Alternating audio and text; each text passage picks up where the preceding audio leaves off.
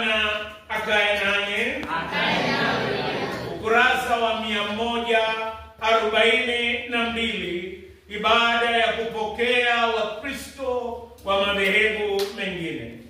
Wapendwa ndugu na dada zangu, hao walio mbele yenu wana hamu ya kujiunga na umoja wa kanisa la Kianglikana Kenya.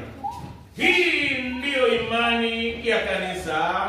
Hii ndiyo imani yetu. Jotham Juma Mote, Bettina Chepto Terem, Tabitha Darlene Juma, Joy Chepkemoi Juma, wote waliotoka katika kanisa la Habari Njema, na Christine Nafula aliyotoka katika kanisa la Upendo Samaria.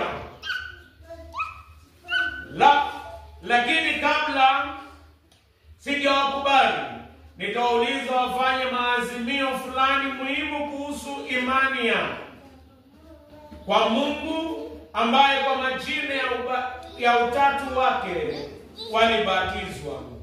Je, wamwamini Mungu Baba, Mwana na Roho Mtakatifu? Na je, wakubali imani ya Kristo, imani ya Kikristo kama ilivyo katika imani ya mitume? Sema ndio, haya yote nayaamini kabisa. Ndio, haya yote nayaamini kabisa.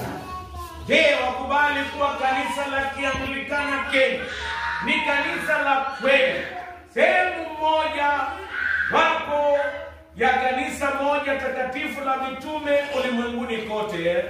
Ndio, nakubali. Turudie.